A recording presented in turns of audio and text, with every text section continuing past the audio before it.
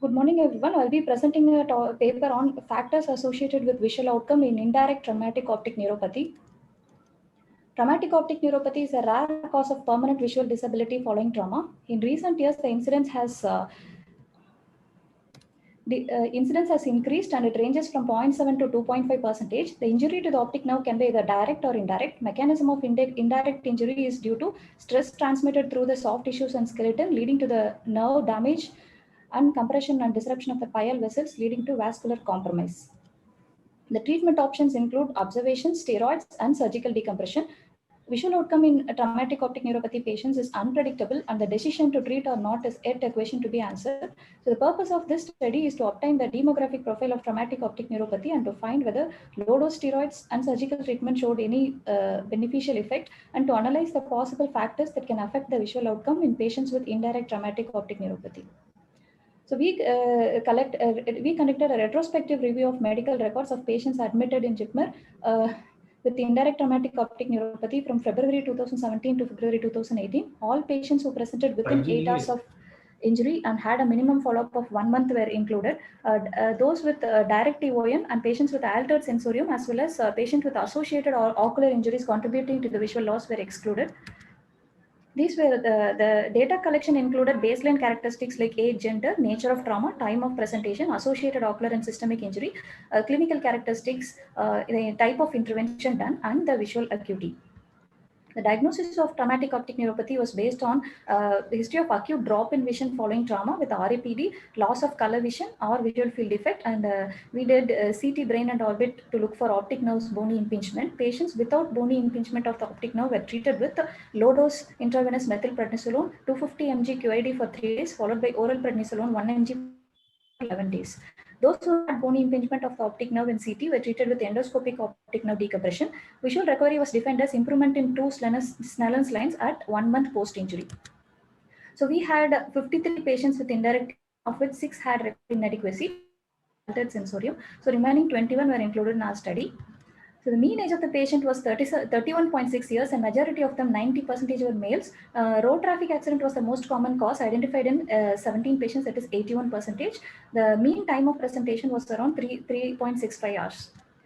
So these were the demographic data which we studied. Around 71% of the patients presented within 4 hours of injury. We had 28.5% of the patients who presented with orbital wall fractures, and 14.2% presented with facial fractures other than orbit.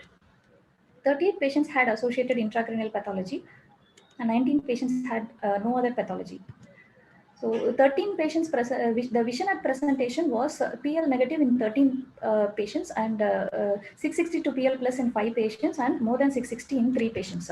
18 patients underwent steroid therapy, of which 4 showed visual improvement. 3 patients underwent surgical decompression, of which 1 showed improvement. So when we studied the association of these factors with visual improvement at 1 month, we found that vision at presentation was the only factor which was significantly associated with visual improvement at 1 month. So those with PL plus and above, who presented with PL plus and above vision, had a 12 times higher chance of getting visual improvement at 1 month compared to those with PL negative vision. None of the other factors were significant. So our study did not find any significant difference in those patients treated with low-dose steroids or those treated surgically. The only significant factor which we found was vision at presentation. So this is in concordance with the International Optic Nerve Trauma Study and the study by Lee et al. So low-dose steroids was used only in one another study in Singapore. That also proved no difference in visual recovery of the steroid-treated group and conservative group. So vision at presentation determines the final visual outcome in patients with TON, irrespective of the etiology and treatment modalities. So to conclude, this study highlights the importance of protective measures, use of protective measures like helmet and seat belts to avoid irreversible visual morbidity, which is preventable.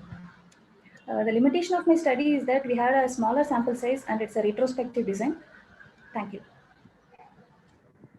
Okay, fine. So just I want to know, as it is a competitive session, what is your investigation of choice in such cases? If I ask you to do one investigation only, what will be your choice of investigation? Because it's very difficult to tackle on those type of patients. Sir, CT will be my choice of investigation, sir. CT brain and orbit. CT or MRI? Sir, these patients may have intraocular foreign bodies. Sometimes unsuspected magnetic foreign bodies might be there. So I feel CT will be safer. Yeah, but most of the time there may be a blunt injury, vascular etiology. So yes, one. So that your answer should be ideally if if we can exclude the magnetic foreign body, choice of investigation is definitely MRI.